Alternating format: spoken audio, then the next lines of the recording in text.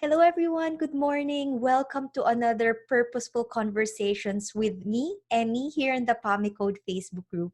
And today we are joined by a teacher of self-compassion. Really interesting, really excited to hear what she has to say about shame and self-sabotage. I know there's so many of us who experience this a lot, and we sort of don't really realize how hurtful we can be and how much we are hurting ourselves. So it would be wonderful to have this conversation and have her perspective as well. So without further ado, let's all welcome Nicola Harker. Well, Dr. Nicola Harker. Hi, Nicola. How are Thank you. you? I'm very well. Thank you very much for inviting me on. It's really nice to be here. Yes, it's wonderful. And I'm really excited to hear your perspective because I know that you have a background in medicine. You are a GP and also a coach. So you can merge these two worlds together and you have an interesting take on self-sabotage, on shame, on mental distress and so on. But before we get into that, tell us about your journey. How did you end up becoming a coach when you actually do have a medical background? So I was a GP. I worked in the NHS for over 20 years and I love being a GP. I'm very curious about people, so I've loved meeting thousands of people over the years. However, I think my strengths always lay in seeing what was not being said, seeing the person behind the illness or the distress, and being very curious about what it is that is, going on underneath. So, for example, if somebody has a back injury or has back pain, what I know is that our response, our internal response to our suffering or our struggles, often really compounds how we're feeling. It's called secondary suffering. So back injury and you can't pick up your 3-year-old daughter as a result of that. The increase in pain that results from just feeling really distressed about that situation is huge. It contributes probably another 50%. So I was always really interested in what was going on behind and beneath the surface. And I could see a lot of what was going on, but as a GP, you were given 10-minute appointments. A lot of it And is it's about not enough. diagnosis. Yeah, diagnosis, firefighting, making sure that people are safely managed is really have time for as a GP. So inevitably, after 20 years of just feeling like I wasn't fully using my potential, I decided, it's time for me to now really start working with people in the way that I want to work. And from your story, it feels quite liberating as well, that you can see that there's so much more that you can offer. And even if staying in medical practice is probably more comfortable or maybe more convenient for you without having to move away from that circle, you actually expanded and, to really serve others, because you can see that there's so much more that you can give. And from hearing from your story, it seems to me that it's not really just the physical that matters. There's so much more that needs to be addressed in terms of helping people manage their experiences. And a couple of weeks ago, we were talking about the demedicalization of mental distress in this group. With your GP hat on and also with your coaching hat on, what do you have to say about that? What's your position when it comes to demedicalizing well-being and mental distress? Yeah. Sorry, you broke up a bit there, so Oh, I so I'm sorry. So apologize. That's sorry. fine. What's your position? What's your take Yeah. in terms So I of that think really area? one of the key learnings, one of my key ways that I work is to help people to understand that it's absolutely normal to struggle. So in the way that the world is nowadays, it's very easy for us to look around us and feel as if everybody else is doing fine and that we are the only person that feels shame, feels we're not good enough, feels self-critical, worries all the time about not being enough. And actually, what research has shown us is that if you look at the top 10 concerns of human beings right across the world, they're remarkably similar. It doesn't matter what culture you live in, where you come from. Human beings worry about the same things. We're hardwired to worry about being cast out from our tribe, being not acceptable, being not good enough. And so once you realize how normal it is to have these feelings, you can then start to do something about them. But again, it's a bit like what I was saying about secondary suffering earlier, is if we feel bad, if we feel upset or anxious or down, and then we judge ourselves for feeling those feelings, we make ourselves feel much, much worse. And so a key element of managing your emotions from the perspective of self-compassion is to recognize that it's actually really normal to struggle. I love that. I think it's that normalization that it's okay not to feel okay sometimes, because again, it's part of our human experience. And when we embrace the whole spectrum of emotions, even if you're feeling down and even if you're feeling that you're not good enough one day, it's actually okay. It's part of the human experience, but you don't necessarily have to stay in that position for a long time. You can, it happens, but once you realize that that it is normal and there is a way to actually manage and cope with it, then you can actually do that, and and switch your experience rather than staying in that position for long. So you talked about Exactly. the feeling of not being good enough.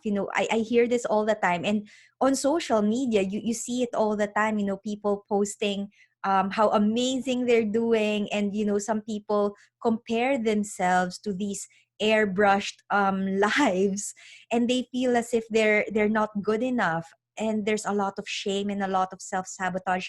And I guess this is something that you help people with. Is that correct? That's absolutely right. And the shame is a really good example. When I work with groups of people together, it's really striking how often people are shocked when they realize that other people feel shame. And like many uncomfortable emotions, shame is comes from a place of just wanting to be acceptable and fitting in. And yet it's a very powerful emotion, because we go into a spiral of self-judgment, and yet actually when we learn to just name shame for what it is, I'm feeling shame, and actually let someone else know, talk about it with someone that we trust, and have some strategies to soothe ourselves simply because we're feeling shame, and recognize how normal that is to sometimes feel inadequate, not good enough, all of those things. We Right. don't spend so much time stuck in shame.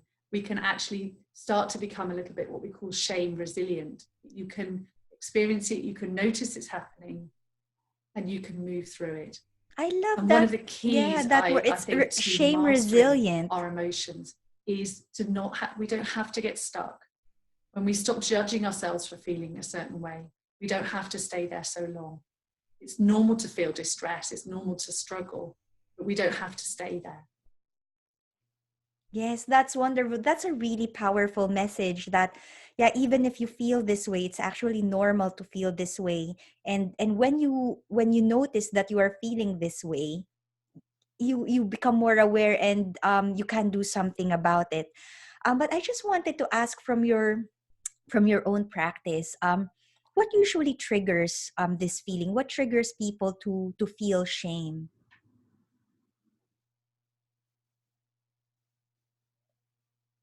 Nicola, can you hear me? Sorry, I couldn't hear you then. I keep losing you, Emee. Oh, I'm so The sorry. I internet does think these things, doesn't it? yeah, it might be the internet. To be honest with you, your video is actually in slow motion sometimes, so there might be something about the internet connection. But let me just ask the question again.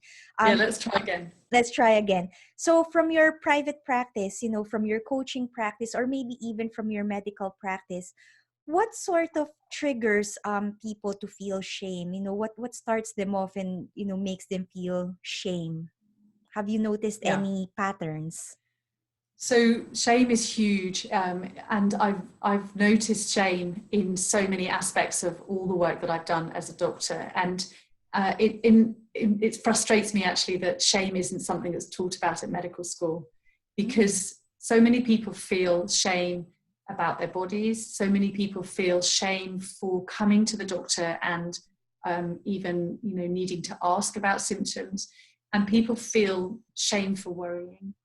And then my specific area of expertise, I'm a Macmillan GP, so cancer is a particular interest of mine.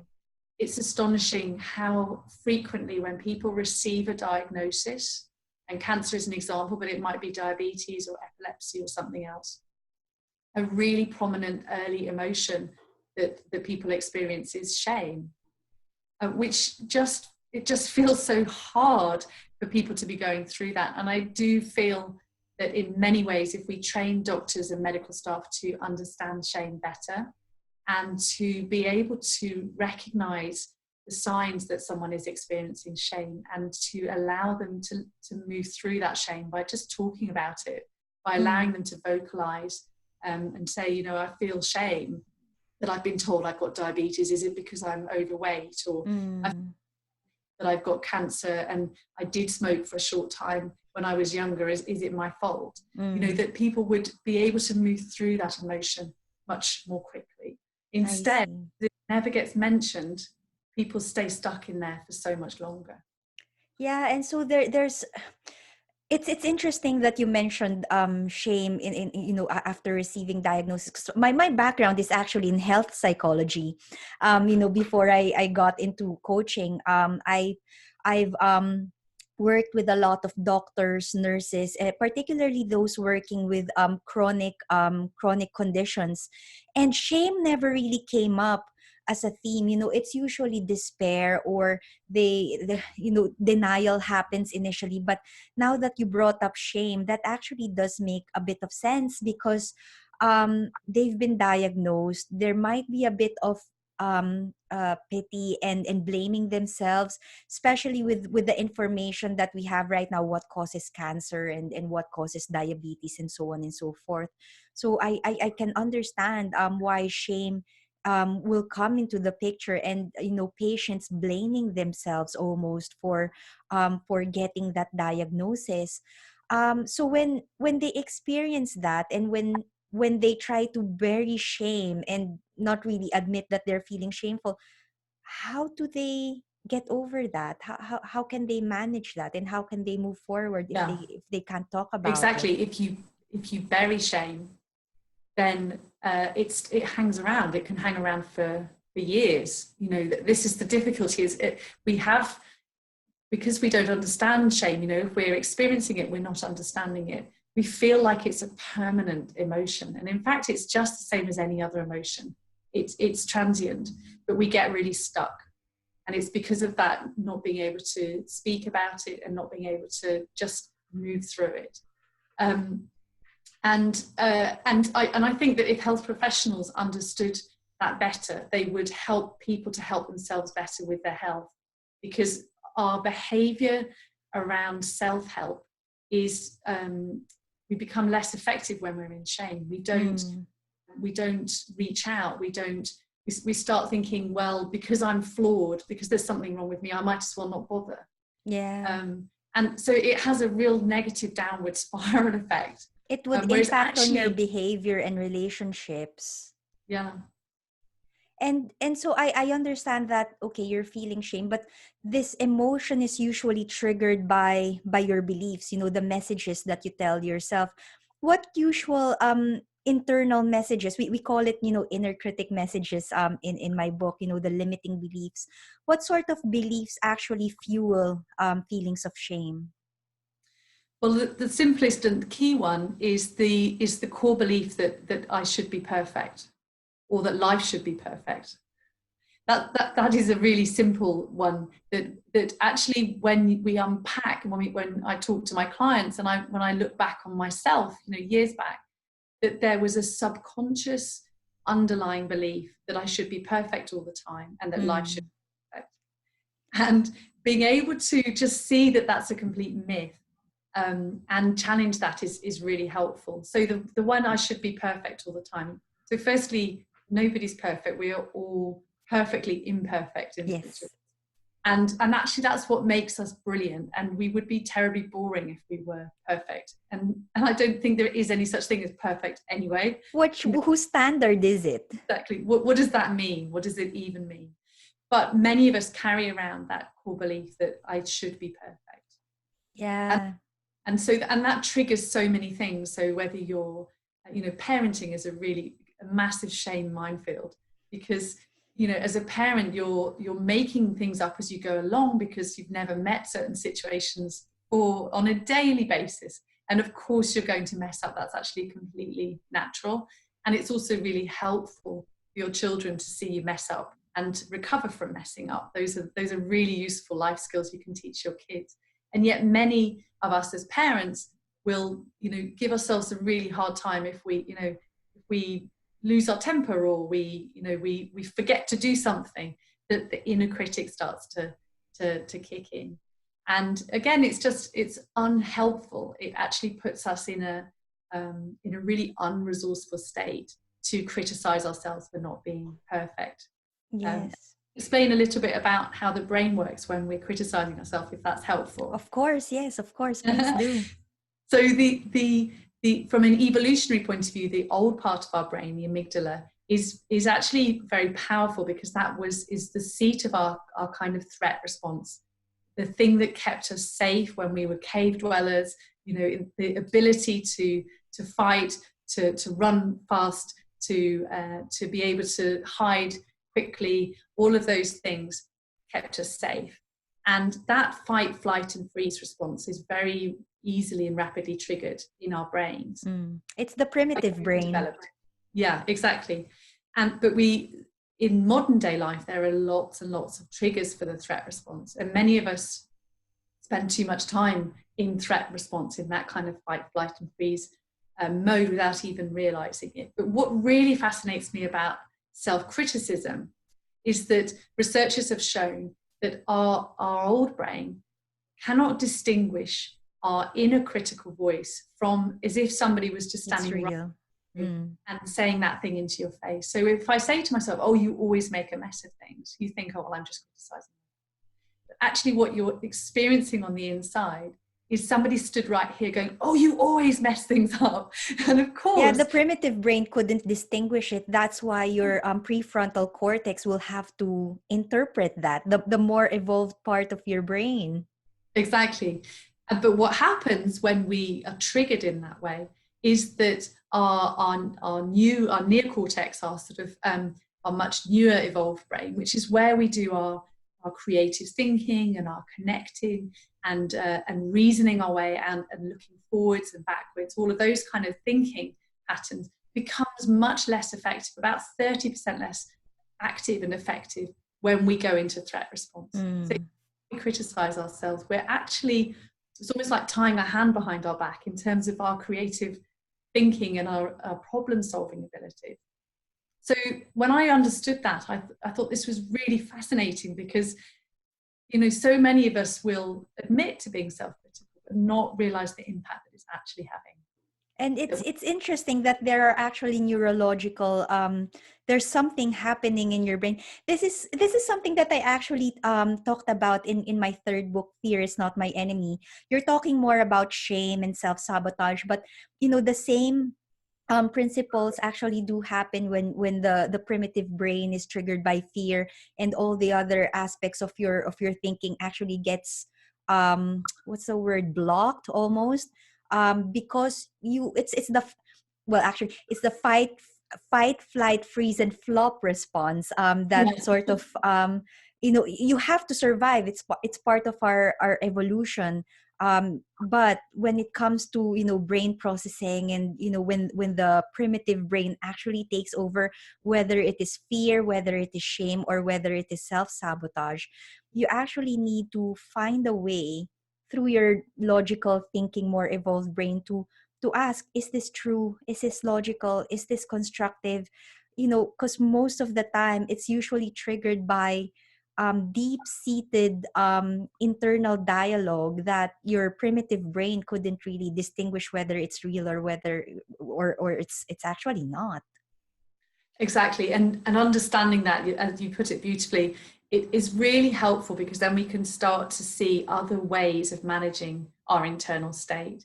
So the way that with self-compassion, that you're looking at your internal dialogue, and firstly you're starting by understanding, what is my inner critic trying to do?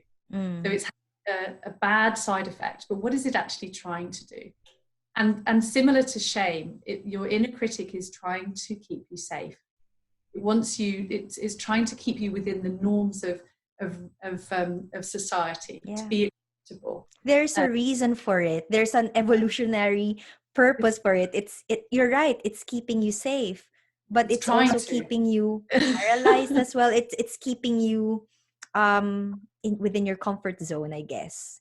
Exactly. It's almost like the way I like to think of it is like a best friend who has a really annoying habit that's unhelpful. In your sleeve saying, I want the best for you, but actually it's having a really negative impact. When you learn techniques around self-compassion, one of the aspects of self-compassion is how we talk to ourselves. And so you can have the same motivation, which is to keep you safe, but you can learn to use an inner voice that is coming from self-compassion. Yes. So if I give an example, you might have made a New Year's resolution that you were going to eat really, really healthily, and you make it about 10 days into January, and then you find yourself sitting, you've just eaten a big piece of chocolate cake. Now the inner critic would start to kick off. Oh, you do every year, you're so useless, you'll never get fit, those kind of, I don't even like saying those things, but those things are what an inner critic will come up. Yes, exactly. Now if you're motivating yourself with self-compassion, you have the same motivation. You want to keep yourself healthy, you want to do what's right for you, but you come from a place that says, I love you, I want the best for you. I know that in the long run, you won't feel happy with yourself if you keep eating big pieces of chocolate cake. I know that you want to eat a more healthy diet, and you may have messed up this time, but that doesn't mean you have to give up the time. So let's start again. You can see the difference between the way you talk to yourself. But Nicola, this is, I think, something that people need to get used to. I mean, if they've been used to talking to themselves harshly, it's almost like, again, because it's very primitive, you talk yourself to yourself in this way. How do you unlearn that, and how do you learn to have more self-compassion? Is it just a matter of practice, or how do you do that if you've been used to battering yourself about when things don't go perfectly? Yeah, it's a great question, and of course it's not something that you just decide just like that. So there are 2 points here. The first is to remember that sometimes our inner critic is an internalized voice of someone else, a caregiver from childhood. And if that's the case, then actually starting to recognize that and offer yourself some kindness and compassion because you've taken on board that voice from someone in your past that's not been helpful to you is a first step. So it may sometimes dealing with your inner critic can bring up lots of challenging emotions. And that's okay. That's okay to start to recognize, actually, the way I was spoken to as a child was unhelpful, and I'm going to need to learn a different way. It may not be an overnight thing. It might need some support. You might want to talk to a counselor about this.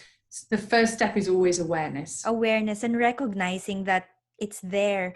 If you just try to brush it aside, you can't really, you're basically putting band-aids. But when you actually embrace and understand that, okay, this is how I've been talking to myself, and this is the message that I've been telling myself, maybe it came from somebody else's voice, but you've sort of internalized it.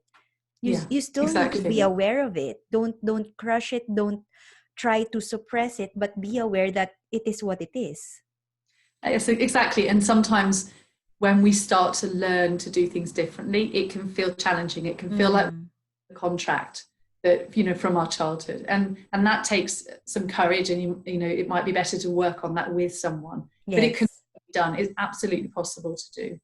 But the second aspect is if the inner critic is just coming from inside of ourselves, it's something that we've just developed a survival habit of criticizing ourselves in that way. There are 3 key steps to learning self-compassion, and which includes managing your inner critic. The first is awareness. So when we start to practice things like mindfulness exercises, we can start to be more aware of our internal dialogue and just noticing and gently correcting our course. Oh, I'm criticizing myself again. And being kind in the process, but just noticing is a really, really important first step. The second step is this normalizing it, is recognizing that this is what humans do. It's okay. Yeah, it happens. Don't criticize yourself for criticizing yourself, because that isn't going to help either. Yeah. So it's about normalizing it and going, oh my gosh, I'm actually not alone. This is what the whole world is doing. And the third thing is to start to take small action steps, because this is difficult, not to fix, not to try and change anything, but to start to take small steps towards treating yourself with a little bit more tenderness. Yes, little steps, and eventually it will become a habit, but it's not going to be overnight. It's not usually easy because you've learned it for most of your life, and trying to unlearn and learn a new way of talking to yourself. Yeah, it takes a bit of practice. First, you need to be more aware of it. And then I love the part where you actually focus on normalizing it, not criticizing yourself for criticizing yourself. Because yeah, it happens. You have this inner critic, and yeah, it happens. It's just part of how we operate as humans. But being aware that this happens enables you to first understand where that message is coming from, and how you're going to resolve it, taking those baby steps. And you are right, it's so much easier to do this with someone, whether it's a mentor, a friend, or just having that dialogue, not just inside your head, but actually having a dialogue with another person makes it so much easier, I'd say. Because if you just have this internal dialogue, you might go mad. Exactly. You can drive yourself around in circles.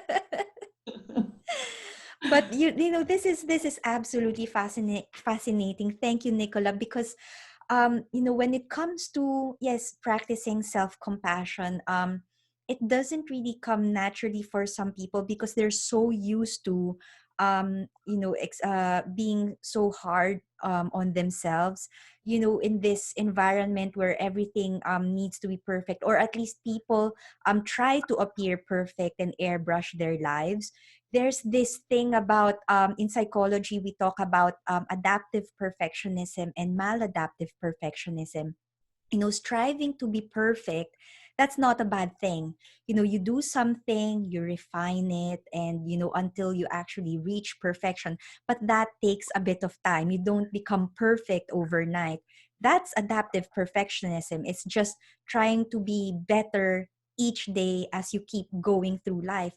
Maladaptive perfectionism, on the other hand, is just expecting everything to be perfect here and now, and beating yourself up if you've achieved 99.9% and you're still missing out on the 0.1%, focusing on the flaws and not really celebrating the success that you've already achieved, or the journey that you've been through, all these little steps that you've accumulated, and that got you to where you are now. I think it's with self-compassion, it's tapping yourself a little bit on the shoulders, like, you're doing well, just keep going. It's not perfect yet, but it's okay. It's okay. Just keep moving forward. Yeah, and there's a really interesting point that came to mind when you were saying that, which that there's an interesting some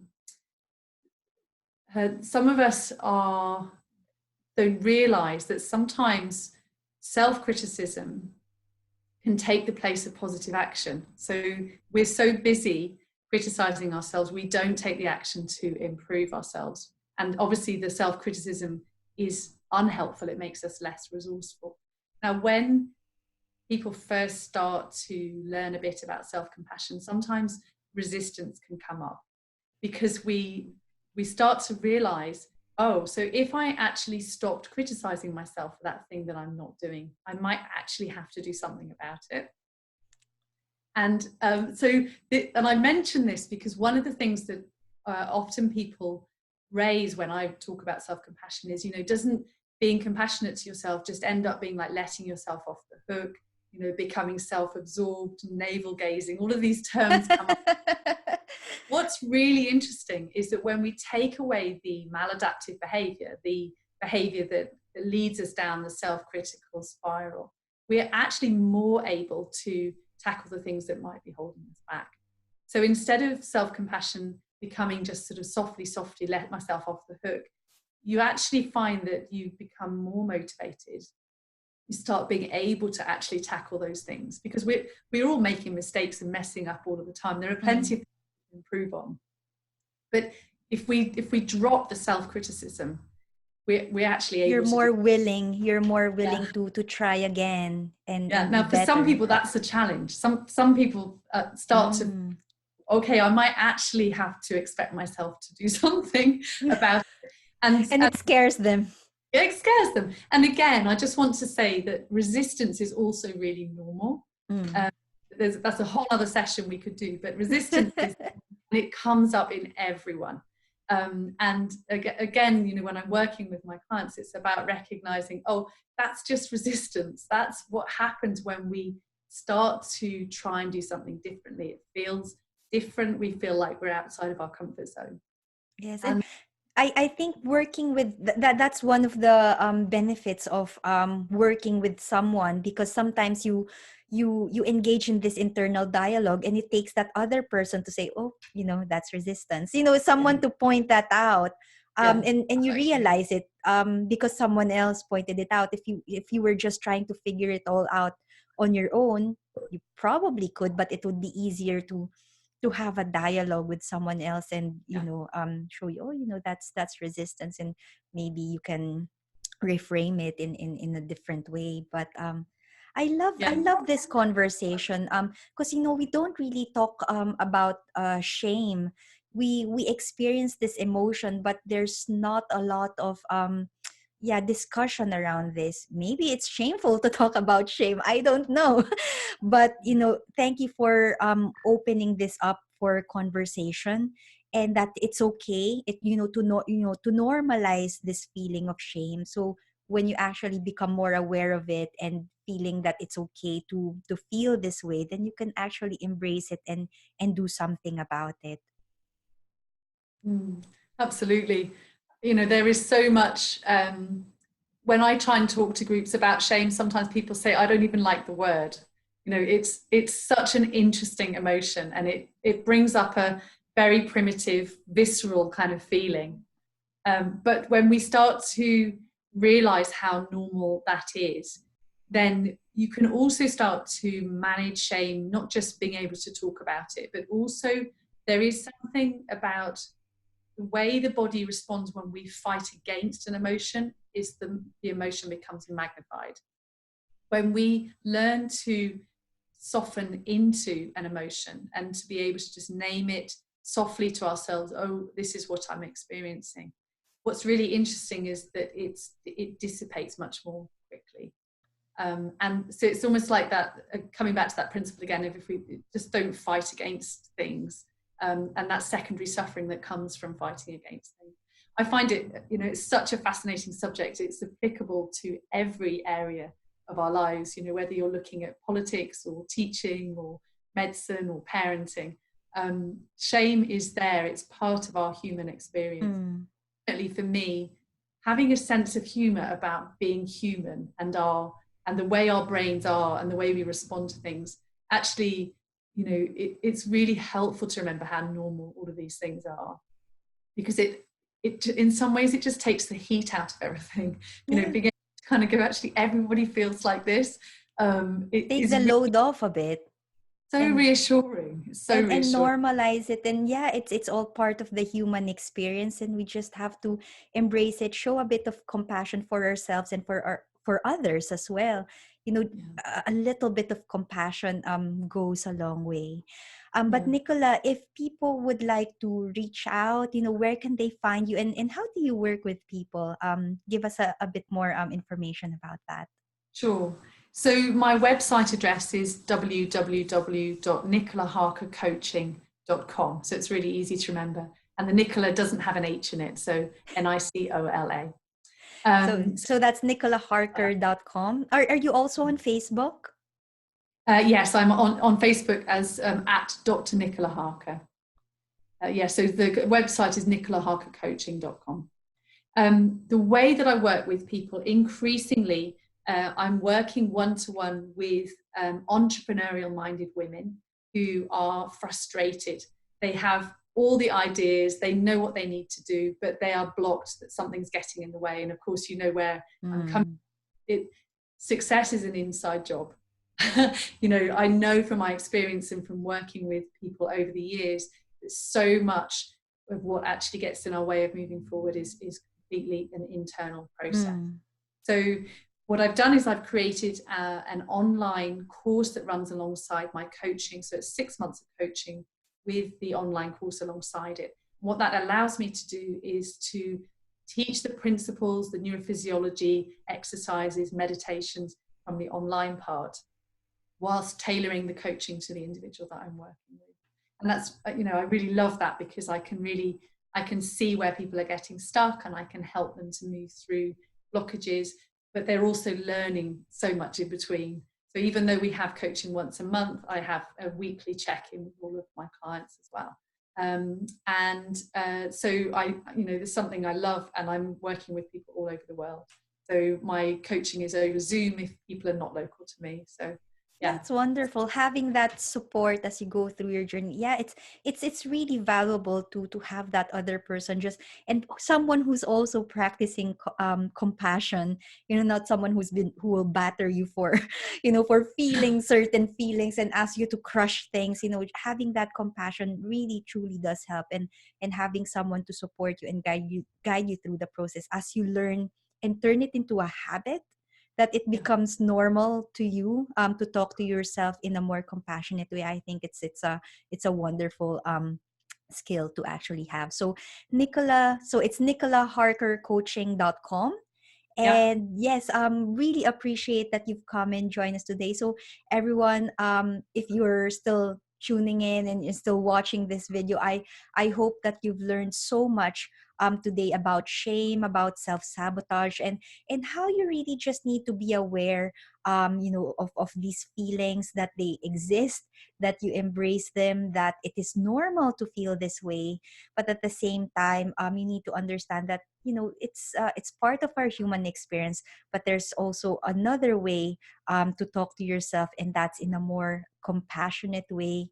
Doesn't happen overnight. If you're used to being too hard on yourself, it's probably going to take a bit of time to learn how to talk to yourself in a more compassionate way. But take baby steps, get someone to support you, and eventually you'll find that you'll be more, you'll be kinder to yourself, and probably it will also ripple to you being kinder to everyone else as well, because we're all experiencing this. We're all human, and we're all in the same boat. Anyway, thank you very much, Nicola. Thank you everyone for tuning in, and we'll catch up again next time for another purposeful conversation here in the Pamicode Facebook community. Until then, take care and bye for now. Bye.